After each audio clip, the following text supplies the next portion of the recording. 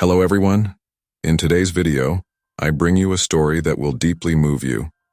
We're about to meet Bennett Langston, an ordinary man who, after a climbing expedition in the Rocky Mountains, came face to face with death and returned with an incredible revelation about humanity's greatest secret. What he discovered will change your perception of life forever. Get ready for a journey that transcends reality and reveals that we all carry a divine light within us. Before we begin, don't forget to leave a like, subscribe to the channel, and hit the bell so you don't miss any content like this. Now, get ready to be amazed by this incredible story. My name is Bennett Langston, and until recently, I was just another ordinary man in this vast world. Born and raised in a small town in the heart of the United States, I was always driven by an insatiable curiosity and a burning desire to discover something more, something beyond the mundane world around me. This restlessness led me to seek answers in increasingly unlikely and dangerous places. From a young age, I immersed myself in extreme sports and risky expeditions, always seeking that adrenaline rush that made me feel truly alive. Climbing, cave diving, skydiving, you name it, I probably tried it. But nothing could have prepared me for what I was about to experience.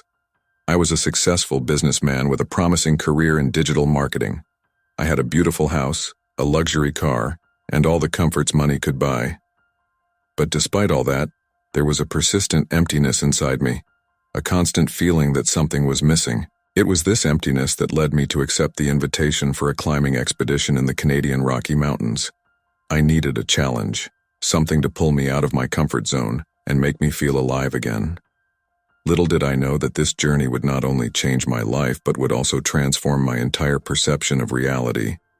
Now, as I sit here, ready to share my story, I realize that the Bennett Langston who started the climb no longer exists. The man I am today was born on those frozen mountains, in a moment between life and death, where the boundaries of reality dissolved, and I glimpsed something far beyond our everyday understanding.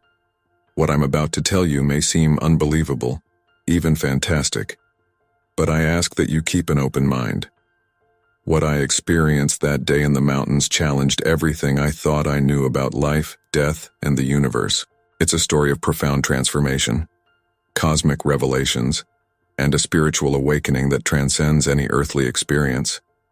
This is the story of my journey beyond life, a near-death experience that completely redefined who I am and the purpose of my existence. It's an account of how I dove into the depths of the unknown and emerged with a new understanding of our place in the cosmos. Get ready for a journey that will challenge your perceptions and, perhaps, open your eyes to the hidden truths that surround us. The expedition began like many others I had done before. My climbing partner, Elijah Walker, and I met in a small village at the foot of the Rocky Mountains. Elijah was a veteran of these adventures, a calm and methodical man who contrasted with my more impulsive nature. We spent the first few days reviewing our equipment, studying maps, and discussing our route. The plan was simple: 8 days of skiing and climbing, exploring some of the most challenging faces of the Rockies. We were well prepared, or at least we thought we were. We had top-of-the-line gear, enough supplies, and years of combined experience. What we lacked was the proper respect for nature's unpredictability. The first few days were exactly what I expected. Cold, biting air in my lungs, adrenaline coursing through my veins with each new challenge overcome. We climbed during the day, set up camp at night, sharing stories around a small stove. I felt alive, more alive than I had ever felt in my air-conditioned office. As we advanced, the terrain became more treacherous. We faced nearly vertical ice walls and crossed deep crevices hidden under treacherous snow. Each day brought a new challenge, and each challenge overcome fueled my growing confidence. On the 6th day, we reached an altitude that few dared to confront. The air was thin and each movement required immense effort. But the view was breathtaking. We were literally above the clouds, with snow-capped peaks stretching as far as the eye could see. In that moment, I felt invincible, as if I had conquered the very heavens. It was that night when things began to change. The wind, which had until then been just a constant nuisance, began to pick up. Dark clouds gathered on the horizon, promising a storm. Elijah suggested we turn back, seek shelter at lower altitudes, but I insisted on continuing. We were so close to our final goal, and I didn't want to give up now. On the morning of the 7th day, we set out early, determined to reach the peak before the storm hit. The sky was gray and threatening, but I refused to acknowledge the danger. We climbed for hours, battling the increasingly strong wind. Finally, around noon, we reached the top of the glacier that was our final objective. The feeling of triumph lasted only a few minutes. As we prepared to take the customary photos, the sun, which we had barely seen that day, began to set. It was as if a switch had been flipped. Within minutes, the temperature plummeted. The wind, already strong, became a constant and terrifying howl. We realized too late that we had made a fatal mistake. We didn't have the right equipment to spend the night at that altitude. The descent, which would have been dangerous under normal conditions, now seemed nearly impossible in the growing darkness and freezing cold. It was at that moment, at the top of that frozen mountain, that I began to understand the true meaning of fear. Not the exciting fear I sought in my adventures, but a deep, primal terror. For the first time, I faced the real possibility that I might not survive this expedition. And so, with this grim thought, we began our desperate fight for survival. As darkness settled in, the cold became our most relentless enemy. The biting wind cut through our clothes, no matter how specialized they were, as if they were made of paper. Each breath was a struggle, the cold air burning our lungs. Elijah and I began our desperate descent, but each step was a challenge. The snow, which had previously provided a relatively stable surface, had now turned into treacherous ice under our feet. Our flashlights barely penetrated the darkness and the snow that was starting to fall, making it even harder to find our way. It was at that moment that I felt the first signs of hypothermia. It started with light shivers, almost imperceptible. I tried to ignore them, focusing all my energy on continuing to move. But soon the shivers turned into violent spasms that shook my entire body.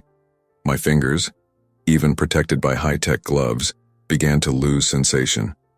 Elijah noticed my condition before I could even verbalize it. He shouted something about finding shelter, but his voice barely reached my ears through the deafening howl of the wind. We continued our descent, now slower and more cautious, desperately searching for any rocky formation that could offer us even the slightest protection from the elements. The hours dragged on, and every minute felt like an eternity. My thoughts began to blur, and I had trouble concentrating on even the simplest tasks. At some point, I stumbled and fell. The impact should have hurt, but I barely felt it. Elijah helped me up, his expression a mixture of concern and determination. It was then that we spotted a small cave, little more than a crack in the mountainside. With the last of our strength, we crawled inside. The relief of being out of the wind was brief, as I soon realized that the damage had already been done. My body had lost so much heat that even the shelter of the cave seemed to make little difference. Elijah began talking to me, instructing me to move, to not sleep. I knew he was right, that sleeping now would likely be fatal. But my body wouldn't respond. I felt an overwhelming fatigue envelop me, a sensation of peace that strangely contrasted with the desperate situation we were in. My vision began to darken at the edges, and the sounds around me, the wind outside, Elijah's worried voice, seemed to come from far away. I tried to fight the encroaching darkness, but it was a battle I was quickly losing. In my final moments of consciousness, I had a strange and paradoxical thought. Despite the intense cold, the fear, and the desperation, I felt a certain calmness. It was as if, at the very moment when death seemed closest, I was finally about to find the answers I had always been searching for. And then, the darkness enveloped me completely. The moment when consciousness leaves the body is something that no word in our language can adequately describe. It's like trying to explain colors to someone born blind. But I will try, as best as I can, to share this transcendental experience. At first, it was as if I were floating. The intense cold that had tormented me just seconds before simply disappeared. There was no more pain, no more fear. It was as if all physical sensations had been switched off at once. I could no longer feel my body, but strangely, that didn't frighten me. On the contrary, it was liberating.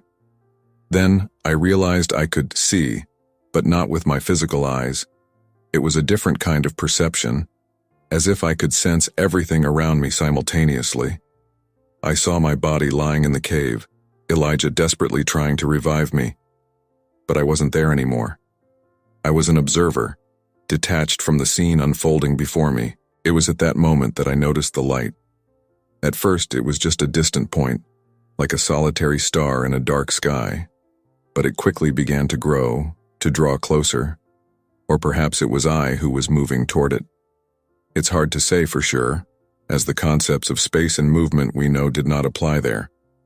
As the light drew nearer, I felt an irresistible pull. It wasn't a physical force pulling me, but something deeper, as if every fiber of my being longed to merge with that light. And along with that pull came a sensation of peace and love so intense it almost hurt. It was as if, for the first time in my life, I was experiencing love in its purest, most unconditional form. As I approached the light, I began to hear something. It wasn't exactly sounds, but more like vibrations that I could understand. It was a language beyond words, communicating directly with the essence of my being. And it was through this communication that I met him, Orion. Orion didn't have a physical form as we understand it. He was more of a presence, a vast and ancient consciousness. He, though he is an inadequate term for describing a being beyond gender, introduced himself not with words but with an instant understanding that bloomed in my mind. "I will take you," was what I understood. It wasn't a command or a request. It was simply a statement of an inevitable fact. And I wasn't afraid. On the contrary, I felt immense curiosity, a burning desire to discover what would come next. Then, it happened. The final transition. It was as if I had crossed a veil I didn't even know existed. Suddenly, the entire reality I had known expanded. The limitations of time and space disappeared, and I found myself immersed in something far greater than I could have ever imagined. In that moment, I understood that I was leaving behind not only my physical body but an entire form of existence. I was entering a realm beyond life and death as we know them, and although a part of me felt a pang of sadness at leaving everything I knew behind, a much larger part was ecstatic about the possibilities unfolding before me.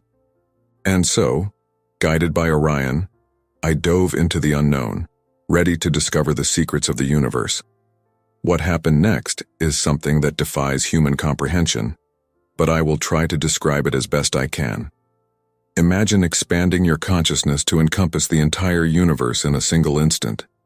That's how I felt when Orion guided me through that portal of light. Suddenly, I found myself immersed in an unimaginable vastness. The universe unfolded before me, not as we see it through telescopes, but in all its multidimensional glory. Entire galaxies spun like whirlwinds of light, being born and dying in the blink of a cosmic eye. Stars pulsed with life, their energies intertwining in an eternal dance. But it wasn't just a passive vision. I could feel every atom, every particle of energy. It was as if I were part of everything. And at the same time, I could observe everything from outside. The sensation was overwhelming, almost unbearable for a consciousness that, just moments ago, had been confined to the limits of a human body. Orion, my guide in this cosmic journey, didn't speak in the conventional sense. His communications came in waves of understanding that permeated my being. He showed me that the universe we knew was only a fraction of a much larger reality. There were other universes, other dimensions, all interconnected in a cosmic fabric of unimaginable complexity. The most surprising thing of all was the energy that permeated this vastness. It wasn't a cold and impersonal force, as I had always imagined the universe to be. It was something alive, pulsating, something I can only describe as divine love. This energy connected everything, from the smallest subatomic particle to the largest cosmic superstructures. As I watched in awe, Orion guided me closer to our galaxy, the Milky Way. I saw our solar system, a tiny point of light in the vastness, and then, like a cosmic zoom, we approached Earth. Seen from that perspective, our planet looked like a fragile hologram suspended in space. But what struck me wasn't its physical beauty, but the aura that surrounded it. It was as if an energetic foam covered the entire globe, a layer that, I realized, was formed by the collective thoughts and emotions of humanity. Orion made me understand that this foam was both a blessing and a curse. It protected the Earth, keeping it in delicate balance, but it also acted as a veil, preventing most people from perceiving the true nature of reality. Focusing more closely, I could see each human being on the planet, not as physical bodies but as points of light, each carrying a spark of the same divine energy that permeated the universe. It was a breathtaking sight. 7 billion lights, all unique, all connected. It was then that I understood humanity's greatest secret.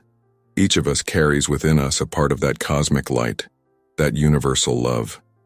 But most live without awareness of this, trapped in the illusions created by our minds and by society.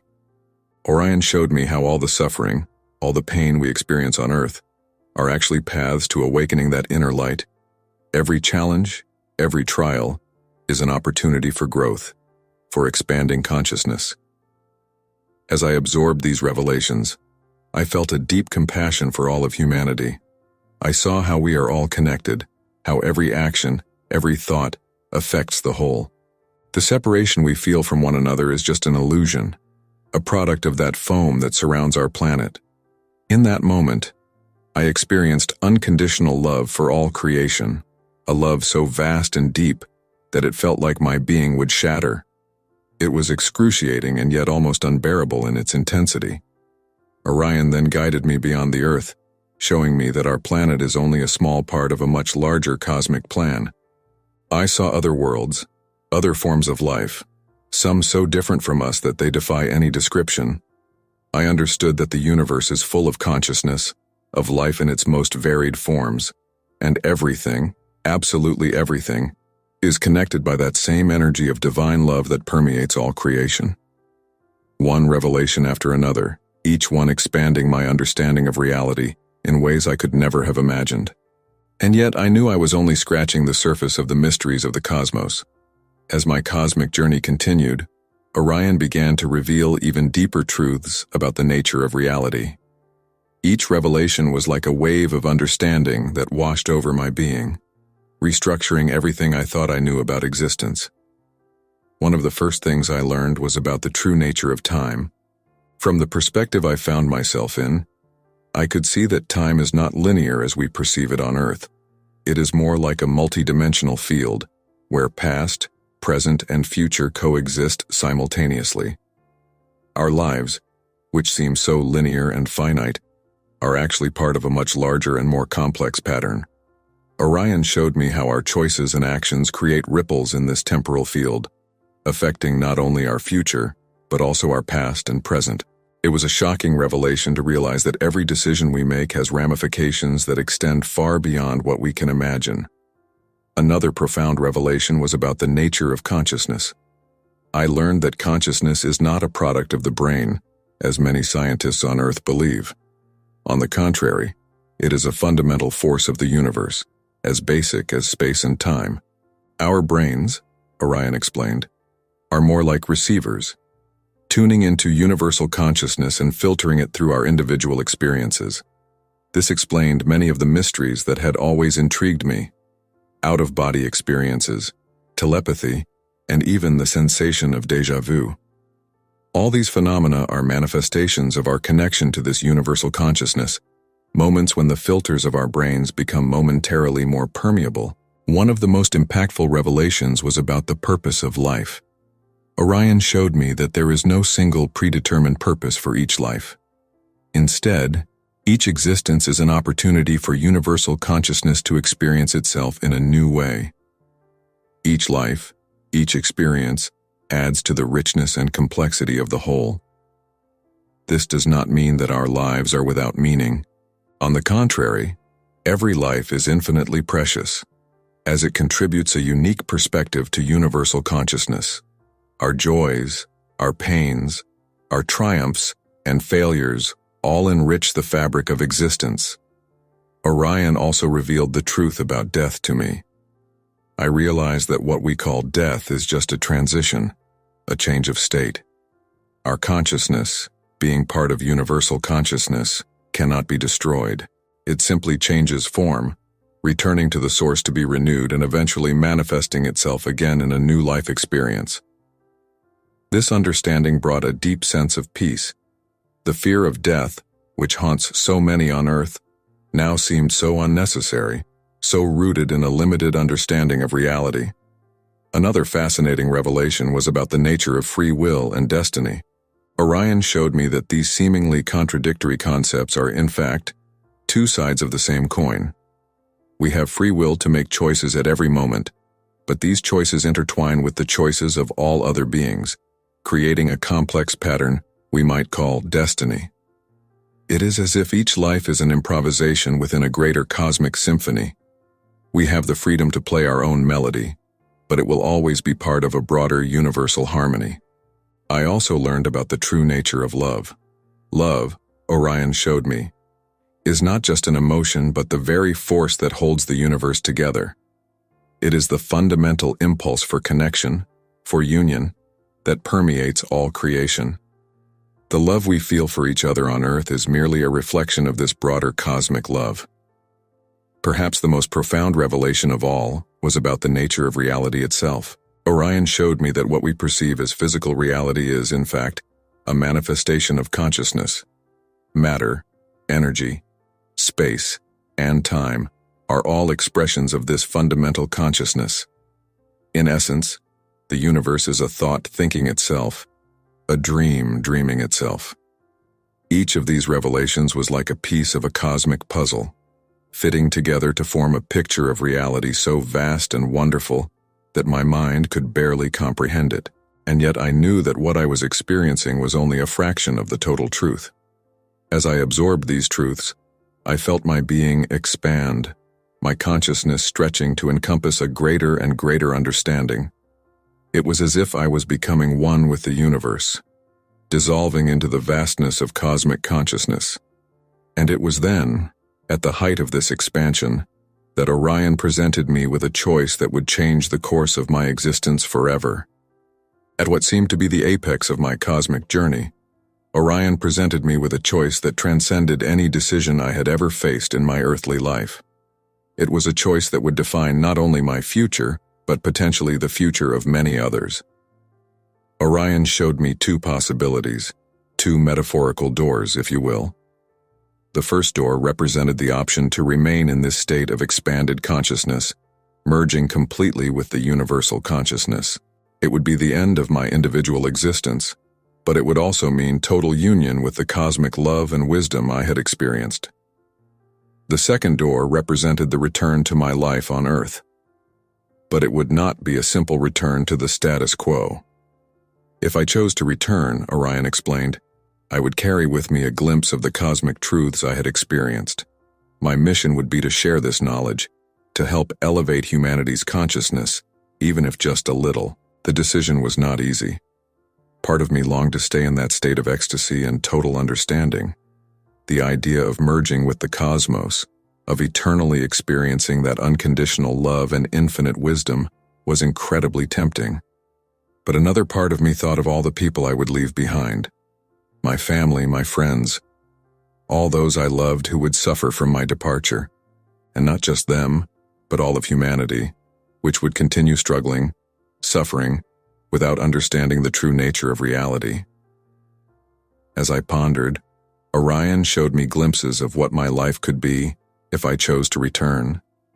I saw myself sharing my experience, helping others awaken to a deeper understanding of reality. I saw the ripples my actions could create, affecting not only those close to me, but potentially influencing the course of human consciousness on a larger scale. But Orion also showed me the challenges I would face. I saw the disbelief, the skepticism, and even the hostility I would encounter as I tried to share my experiences. I saw the moments of doubt and despair when I would question whether I had made the right choice. And then, in a flash of understanding, I realized that there was no right or wrong choice. Both paths were valid. Both would contribute to the great tapestry of existence. The choice was mine, based not on external judgments but on what resonated most deeply with the essence of my being.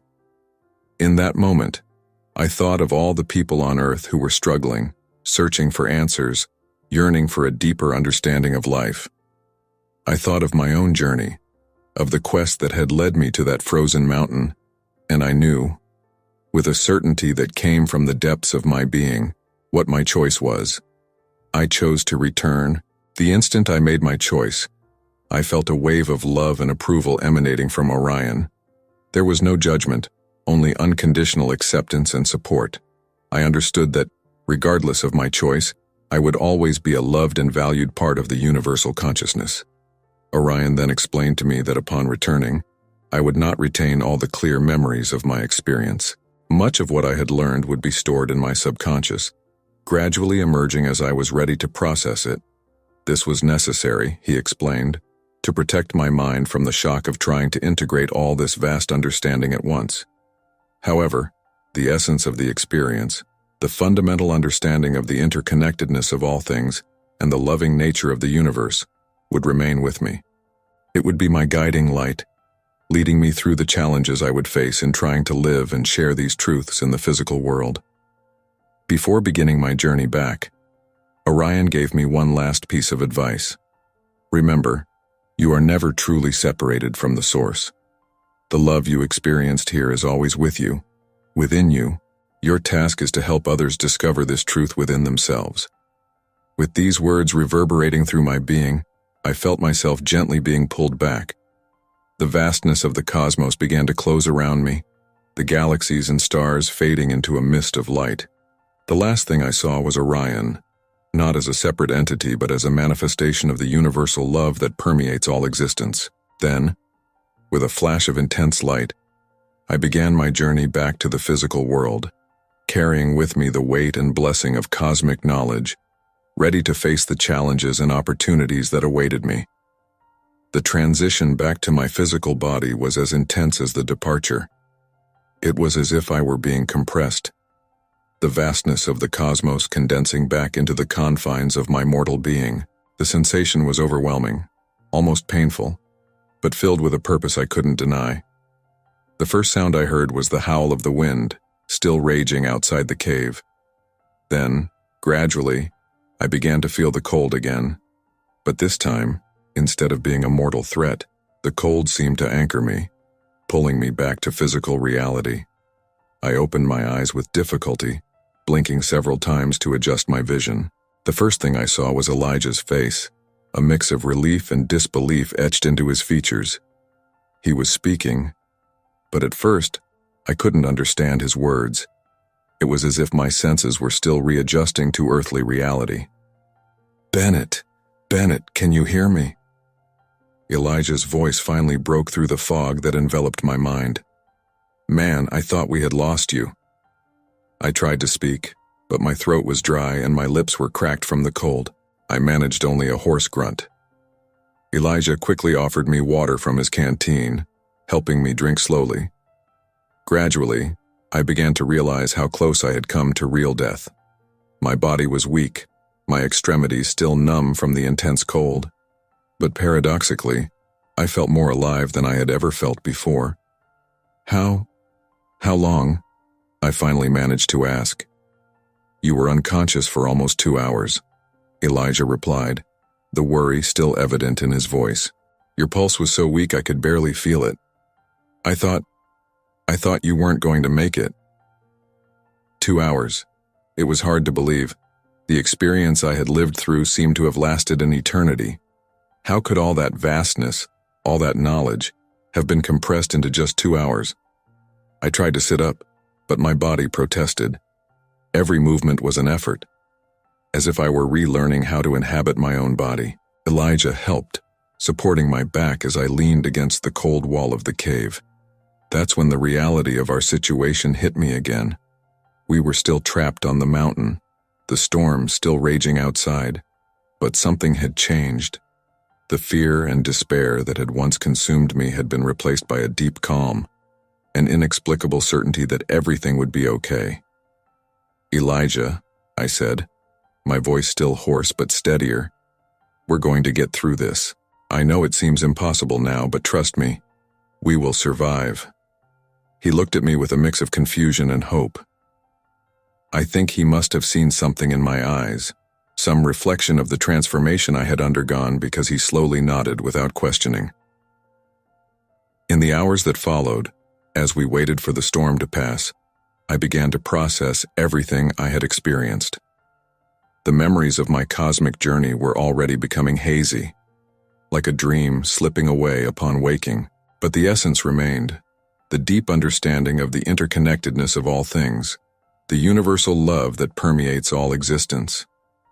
I tried to explain a bit of it to Elijah, but the words seemed inadequate, incapable of capturing the magnitude of what I had experienced. He listened patiently, sometimes nodding, sometimes frowning in confusion.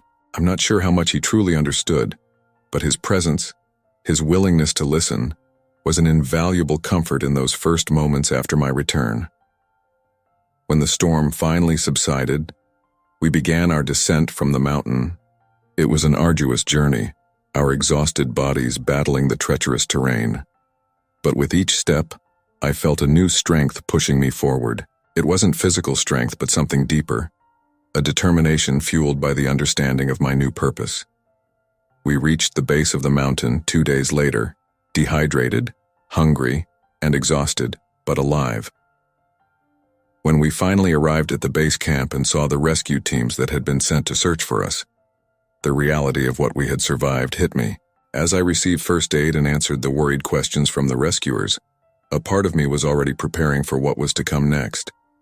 I knew that my life would never be the same. The journey that had begun on that mountain was far from over. In fact, in many ways, it was just beginning. The days and weeks following my return were a whirlwind of emotions and adjustments. Physically, my body recovered surprisingly quickly. The doctors were astonished by my recovery, considering how close I had come to death from hypothermia. But the true journey was happening internally. The memories of my near-death experience, though not as vivid as at first, remained with me, influencing every aspect of my life. It was as if I were seeing the world through a new lens, one that revealed the hidden connections between all things. My family and friends noticed the change immediately. I was calmer, more centered. The small irritations of daily life that once bothered me now seemed insignificant compared to the vastness I had experienced. My wife, Sarah, was the first to comment.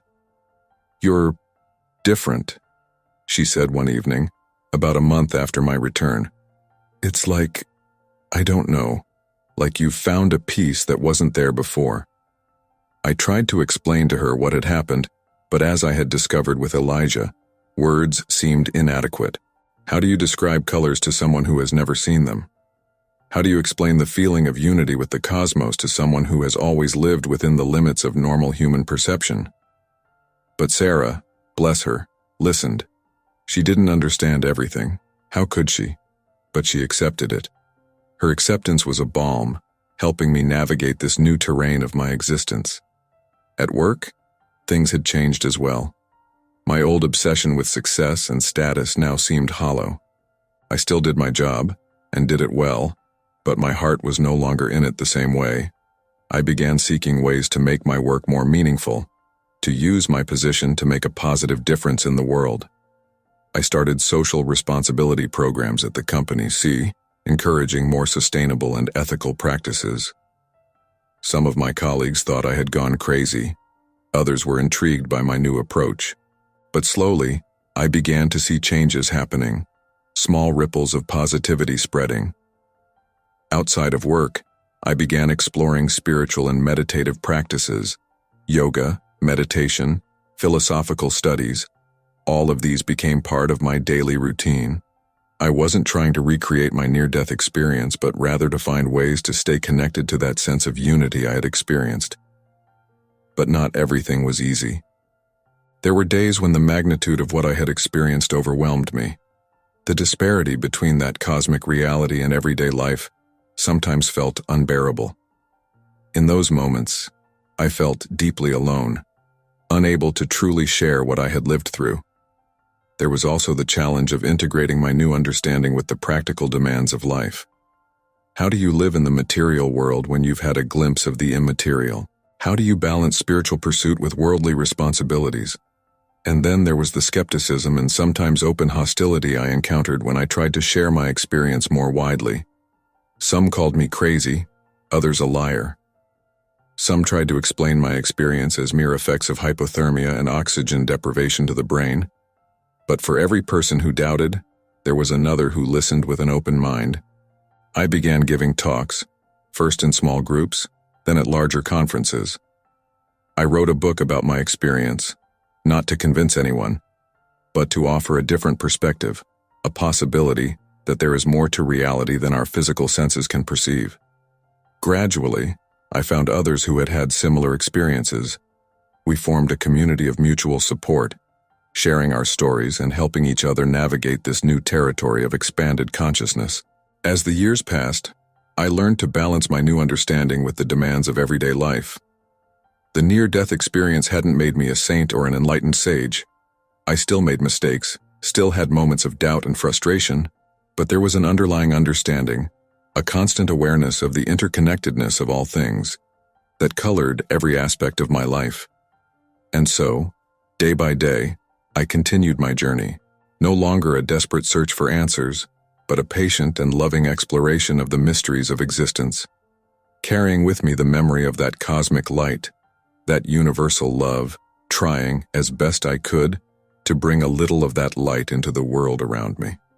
Now, years after my experience in the Rocky Mountains, I sit down to reflect on the journey that has been my life since then. Time has passed, but the essence of that transcendental experience remains with me. A beacon guiding my way through the highs and lows of earthly existence.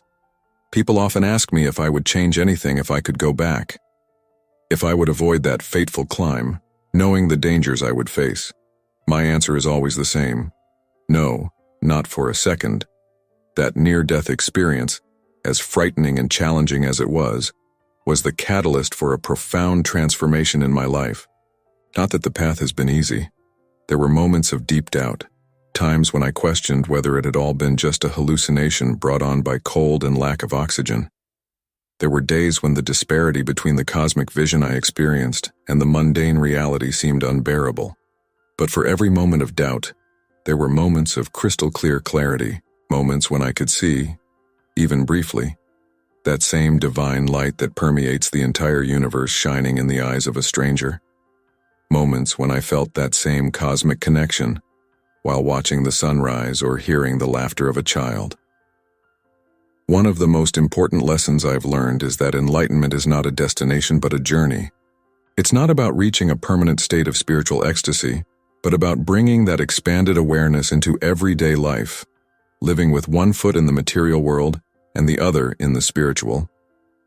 I also learned about the importance of balance. In the beginning, after my return, I was so focused on sharing my experience that I neglected other aspects of my life. Over time, I came to understand that my mission wasn't to convert the world to my vision but to live my truth as authentically as possible, allowing others to find their own path. One of the greatest joys has been seeing how my experience has positively affected the lives of others. Not just those who had similar experiences and found comfort in knowing they were not alone, but also those who, through my account, began to question their own beliefs and explore new possibilities. Of course, there are still challenges. The world continues to be full of suffering, injustice, and conflict. Sometimes, it's tempting to withdraw, to seek that peace and unity I experienced far from the complications of the material world. But then I remember Orion's words, that each life is a unique opportunity for universal consciousness to experience itself. So, I continue. I continue to live, to love, to learn. I continue to share my story, not as an absolute truth, but as a possibility, an invitation for others to explore the mysteries of existence for themselves. And above all, I continue to seek that light, that universal love, in every moment, in every interaction. Sometimes I find it in unexpected places, in the smile of a stranger, in the kindness of a gesture, in the beauty of a wildflower. And when I find it, I feel that cosmic connection again, that deep certainty that, despite all appearances to the contrary, everything is interconnected, everything is one. My near-death experience in the Rocky Mountains may have lasted only a few hours by earthly standards, but its reverberations continue to shape my life and the lives of those around me in ways I could never have imagined. And so, I conclude this account not with a period, but with an ellipsis, because the journey continues, always. Every day is a new opportunity to rediscover that cosmic truth, to bring a little more of that light into the world. And as long as I breathe, I will continue this quest, grateful for life, for love, and for the opportunity to be a small but meaningful part of this vast universe. If you enjoyed this beautiful spiritual testimony, leave a like, share your thoughts in the comments, subscribe to the channel, and don't forget to hit the notification bell to catch every new video and help us spread this message to a wider audience. See you next time.